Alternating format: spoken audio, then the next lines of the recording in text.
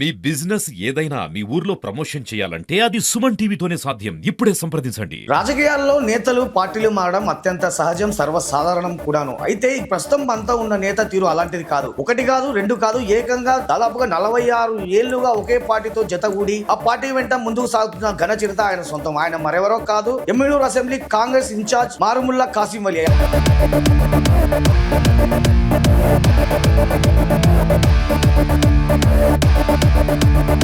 Sir Kasim Ali గారు నమస్తే అండి. నమస్తే. అంటే ఓ విధంగా చెప్పాలంటే రాజీవ్ గాంధీ గారి మృత్యు మిమ్మల్ని తీవ్రంగా కలిసివేసింది అంటారు. అవును సార్, 100%. ఎందుకండి ఆయన అంటే మీకు అంత అభిమానం?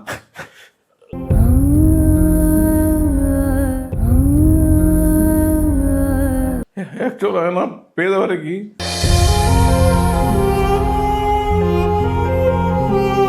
మరి అలాంటి నేపథ్యంలో, అలాంటి సందర్భంలోనూ మీరు అసలు కాంగ్రెస్ పార్టీని ఎందుకు బయటికి వెళ్ళలేదు అసలు? సార్, కాంగ్రెస్ అనే ఒక మాట నా మనసు కలిసి సార్. అందులో రాజీవ్ గాంధీ అంటే నాకు చాలా ఇష్టం సార్. రాజీవ్ గాంధీ అంటే నా ఇప్పుడు కూడా సార్.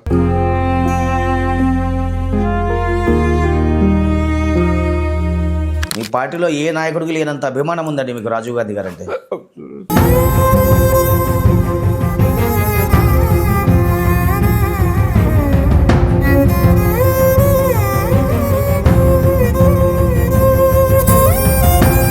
నమస్తే, వెల్కమ్ టు సుమన్ టీవీ. నేను మీ నందకిషోర్. రాజకీయాల్లో నేతలు పార్టీలు మారడం అత్యంత సహజం, సర్వసాధారణం కూడాను. అయితే ఈ ప్రస్తుతం అంతా ఉన్న నేత తీరు అలాంటిది కాదు. ఒకటి కాదు, రెండు కాదు, ఏకంగా దాదాపుగా 46 ఏళ్లుగా ఒకే పార్టీతో జతగూడి ఆ పార్టీ వెంట ముందుకు సాగుతున్న ఘన చరిత్ర ఆయన సొంతం. ఆయన మరెవరో కాదు, ఎమ్మెల్యూరు అసెంబ్లీ కాంగ్రెస్ ఇన్ఛార్జ్ మారుముల్లా కాసిం వలి. ఆయన ప్రస్తుతం మనతో ఉన్నారు, తనతో మాట్లాడే ప్రయత్నం చేద్దాం. సార్ కాసిం వలి గారు నమస్తే అండి. నమస్తే సార్, ముందుగా వెల్కమ్ టు సుమన్ టీవీ అండి.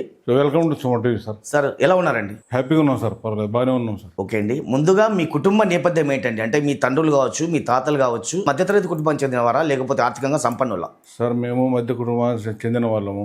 మా నాన్నోళ్ళు ముగ్గురు, మా నాన్న తర్వాత మా అన్నదమ్ముల ముగ్గురు. మా అన్నదమ్ముల్లో నేను చదువుకున్నాన్ని, మిగతా వాళ్ళు చదువుకోలేదు. వాళ్ళు బోర్వెల్ వర్క్ చేసుకుని జీవనం గడిపేవాళ్ళు. అయితే ఈ తరుణంలో నన్ను మా పెద్దన్న బాగా చదవాలని చదివించారు సార్. ఇంటర్మీడియట్ నుంచి డిగ్రీ చదువుకున్నాను, కానీ ఇంటర్మీడియట్లో నేను అసలు మీకున్న విద్యార్హతలు ఏంటండి? మీరు ఎంత దాకా ఎక్కడెక్కడ చదివారండి అసలు? నేను ఎమ్మెన్యూర్ కాలేజీలోనే ఇంటర్మీడియట్ ఒకసారి, డిగ్రీ ఒకసారి, రెండు కూడా ఇంటర్మీడియట్ డిగ్రీ రెండు ఇక్కడే చదివాను సార్, లోకలే ఎమ్మెన్యూర్లో. మీ విద్యార్జన కాలంలో మీరు విద్యార్థి సంఘాల్లో చురుగ్గా పాల్గొనేవారని విన్నామండి, ఇది వాస్తవమేనా? వాస్తవం సార్, వాస్తవము. నేను 1986లో ఇంటర్మీడియట్లో ఏఐఎస్ఎఫ్ తరఫున నేను పోటీ చేసి ఒక ప్రెసిడెంట్గా గెలుపొందడం జరిగింది సార్. అప్పుడు తర్వాత కాలక్రమేణా 2 years తర్వాత నేను డిగ్రీ ఇక్కడే చదివాను. ఇక్కడే డిగ్రీలో కూడా నేను స్టూడెంట్గా ఒక జాయింట్ సెక్రటరీగా పోటీ చేసి అక్కడ కూడా గెలుపొందాను సార్. దాని తర్వాత నేను కాంగ్రెస్ పార్టీలో జాయిన్ అయ్యి, అంటే వామపక్ష భావాలు ఉన్న విద్యార్థి సంఘం ఏఐఎస్ఎఫ్ లో మీరు గతంలో పనిచేశారండి. మరి కాంగ్రెస్ వైపు ఏ విధంగా వచ్చారు మీరు? ఏ విధంగా దృష్టి మరల్చారు మీరు అసలు? సార్, నాకు ఎందుకో ముందు నుంచి కూడా రాజీవ్ గాంధీ అంటే చాలా ఇష్టం సార్. ఓకే, రాజీవ్ గాంధీ నుంచి నేను కాంగ్రెస్ పార్టీలో రావడం జరిగింది. అయితే అతను స్ఫూర్తి తీసుకొని నేను ఈ కాంగ్రెస్ పార్టీలో కొనసాగి స్టూడెంట్ యూనియన్గా అప్పుడు బాగా పార్టీకి కృషి చేశాను సార్. దాని తర్వాత ఆయన 1991 మే 21వ తారీఖు అక్కడ, అంటే ఓ విధంగా చెప్పాలంటే రాజీవ్ గాంధీ గారి మృత్యు మిమ్మల్ని తీవ్రంగా కలిసివేసింది అంటారు. అవును సార్, 100%. ఎందుకండి ఆయన అంటే మీకు అంత అభిమానం?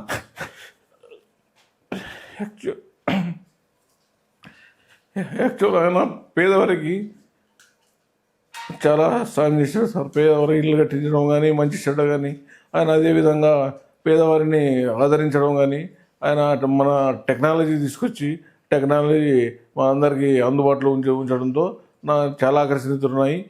ఇదే కాంగ్రెస్లో ఉండాలనే ఉద్దేశంతో ఇదే కాంగ్రెస్ అప్పటి నుంచి ఇప్పటి వరకు కూడా నేను కాంగ్రెస్ పార్టీలో కృషి చేస్తున్నాను. దాదాపుగా 4 దశాబ్దాల కాలం పైగా మీరు కాంగ్రెస్ పార్టీలో ఉంటున్నారు. అవును సార్.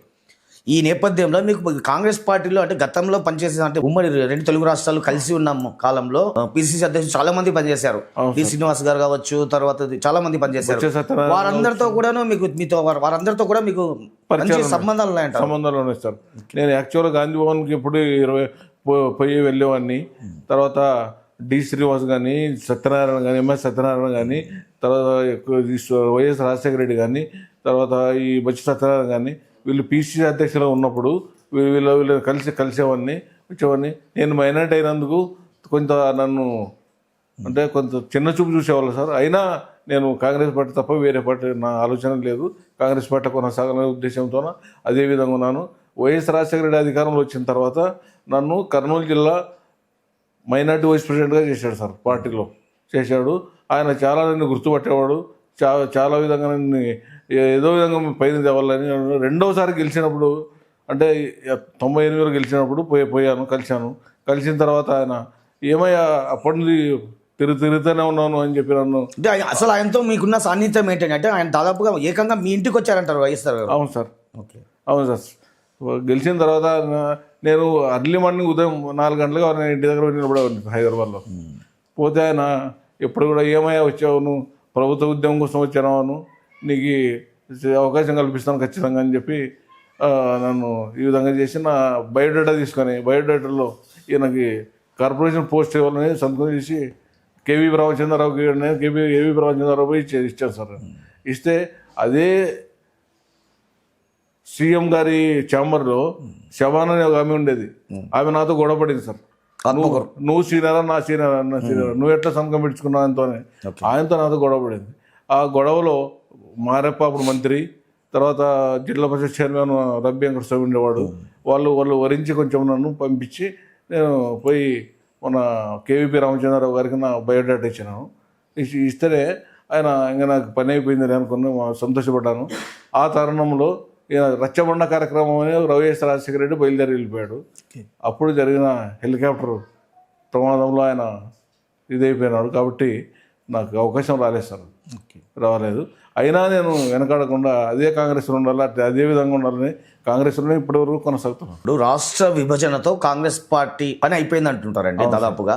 మరి అలాంటి నేపథ్యంలో అలాంటి సందర్భంలోనూ మీరు అసలు కాంగ్రెస్ పార్టీని ఎందుకు బయటికి వెళ్ళలేదు అసలు? సార్, కాంగ్రెస్ అనే ఒక మాట నా మనసు కలిసి చెందింది సార్. అందులో రాజీవ్ గాంధీ అంటే నాకు చాలా ఇష్టం సార్. రాజీవ్ గాంధీ అంటే నా ఇప్పుడు కూడా సార్. మీ పార్టీలో ఏ నాయకుడికి లేనంత అభిమానం ఉందండి మీకు రాజీవ్ గాంధీ గారు అంటే?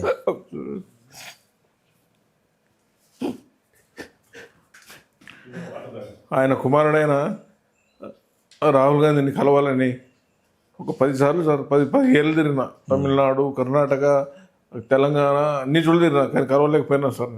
మరి ఫోటో ఉంది కదండి కలిసి? కలవలేకపోయినా కానీ నా అదృష్టమేమో జోడయాత్రగానే వచ్చాడు సార్. ఓకే, భారత్ జోడయాత్రకి కర్ణాటక సరిహద్దు నుంచి మరీ కర్ణాటక సరిహద్దు వరకు అతను వెంటే తిరిగాను సార్. ఈ విధంగా నా జీవితం కాంగ్రెస్ ఇప్పటికీ కొనసాగుతూనే ఉంది సార్. 2024 ఎన్నికల్లో, సార్వత్రిక ఎన్నికల్లో మీకు ఎమ్మిగనూరు అసెంబ్లీ అభ్యర్థిగా కాంగ్రెస్ పార్టీ ఖరారు చేసి టికెట్ ఇచ్చిందండి. మీరు ఆ ఎన్నికల్లో నిలిచారు, పోటీ కూడా చేశారు మీరు ఆ ఎన్నికల బరిలో. మీకు ఈ సందర్భంగా ఎన్ని ఓట్ల మెజార్టీ వచ్చింది? అంటే ఎన్ని ఓట్లు పోలే మీకు సార్? నాకు 10,000 ఓట్లు వచ్చినాయి సార్. 10,000 ఓట్లు వచ్చినాయి. అసలు జనమంది ఏమనుకున్నారంటే ఇంత గతంలో పోటీ చేసిన వాళ్ళకి 2,000 వచ్చినాయి. 2 సార్లు పోటీ చేసినా, 14లో పోటీ చేసినా, 19లో పోటీ చేసినా వాళ్ళకి 2,000 కంటే ఎక్కువ మించలేదు. ఈయనకు అంతకంటే ఎక్కువ రావనుకున్నారు. బట్ అయితే ఇక్కడ జనము కనీసం 10 రోజుల టైం సార్ అనుకుంటుంది. ఆ 10 రోజుల్లో నాకు 10,000 ఓట్లు వేసి నాకు జనం ఆదరించి అభిమానించారు సార్. ఆ ఆధారం నాకు ఇప్పటికీ కాంగ్రెస్ పార్టీ తరఫునే నేను అనుకుంటున్నాను సార్. 2024 ఎన్నికల్లో మీ కాంగ్రెస్ పార్టీ ఎంత ఫండ్ ఇచ్చిందండి? సార్, నాకైతే ఫండ్ అయితే ఏం రాలేదు. నా సొంత ఖర్చులతో కష్టపడినాను. ఇప్పుడు ఎమ్మిగనూరు ఎమ్మెల్యే బివి జయనాగేశ్వర రెడ్డి గారు ఉన్నారు. ఆయన దాదాపుగా 16,000 పైచిలకు ఓట్ల మెజార్టీతో గెలిచారండి. మీకు 10,000 ఓట్లు పోలే ఏకంగా. అంటే అసలు ఇప్పుడు ఈ ఎమ్మిగనూరు అసెంబ్లీ పరిధిలో అసలు నైతికంగా ఎవరు విజేత అని చెప్పొచ్చు? నేనే విజేతాన్ని నేను చెప్పుకుంటున్నాను సార్. ప్రజలు నన్నే గెలిపించారనుకుంటున్నాను సార్. ఎందుకంటే ఈ గడ్డు కాలంలో కూడా నాకు 10,000 ఓట్లు వేసి జనం ఆదరించి అభిమానించారు సార్. దాదాపుగా కర్నూలు జిల్లా కాంగ్రెస్ అధ్యక్షుడి పదవి దాదాపు పోస్టు ఆ సీట్ దాదాపుగా 10 నెలలుగా ఖాళీగా ఉందండి. అసలు కాంగ్రెస్ పార్టీకి ఎందుకు కర్నూలు జిల్లాలో ఇంతటి దుస్థితి దాపురించిందండి? అంటే ఇప్పుడు కాంగ్రెస్ పార్టీలో ఉండి పెద్ద పెద్ద పదవులు పొంది మంత్రులై పార్టీకి రాజీనామా చేసి వేరే పార్టీలు పోయి ఎంజాయ్ చేస్తున్నారు సార్. దానివల్ల ఒకరి నుంచి ఒకరికి ఇదే విధంగా వాళ్ళు బయటపోవడంతో ఈ పరిస్థితి ఏర్పడింది సార్. కాంగ్రెస్ పార్టీని ద్రోహం చేయడం మా అలవాటు అయిపోయింది సార్ అందరికీ. కానీ ఈ ద్రోహం చేసిన వాళ్ళు ఏదో ఒక రోజు తిరిగి వస్తారని నా యొక్క ఆలోచన సార్. మీకు తెదేపా అధినేత చంద్రబాబు నాయుడు నుంచి పిలుపు వచ్చిందంటారు, అవును సార్, ఇది వాస్తవమా కాదండి? వాస్తవం సార్. మరి ఎందుకు వెళ్ళలేదండి మీరు? అంటే ఇప్పుడు అధికారంలో ఉంది తెదేపా కూటమి ప్రభుత్వం, మీరు వెళ్ళింటే మీరు లబ్ధి పొందేవాళ్ళు కదా. సార్ నేను కాంగ్రెస్ పార్టీని నమ్ముకున్నాను, నేను కాంగ్రెస్ పార్టీని వదిలిపెట్టి పోయే ప్రసక్తే లేదు సార్. డీసీసీ అధ్యక్షుని రేస్లో మీరు ఉన్నారా లేదా? డీసీసీ రేస్లో నేను ఉన్నానంటే నేనైతే అప్లికేషన్ ఇచ్చాను సార్, అప్లికేషన్ ఇచ్చాను. మొన్న ఇది సంతకాల కార్యక్రమంలో కూడా 31,000 సంతకం చేపించినాం సార్ కష్టపడి ఇక్కడ. నేను డీసీసీ రేస్లో అయితే ఉన్నాను సార్. ప్రధానంగా కర్నూలు జిల్లా వ్యాప్తంగా సాగుతున్న చర్చ ఏంటంటే డీసీసీ అధ్యక్షులుగా ఎన్నికల బరిలో ప్రధానంగా ఉన్న అభ్యర్థులు ముగ్గురే. ఒకటి మీరు, 2 జిలానీ భాష, 3 క్రాంతి నాయుడు. అవును సార్. మరి మీకే వస్తుందని ఎందుకు ధీమాగా ఉన్నారు మీరు? అంటే నాకు వస్తుంది అనే ధీమాగా నేను ఉండడానికి కారణం ఏమంటే నేను పార్టీలో సీనియర్ని.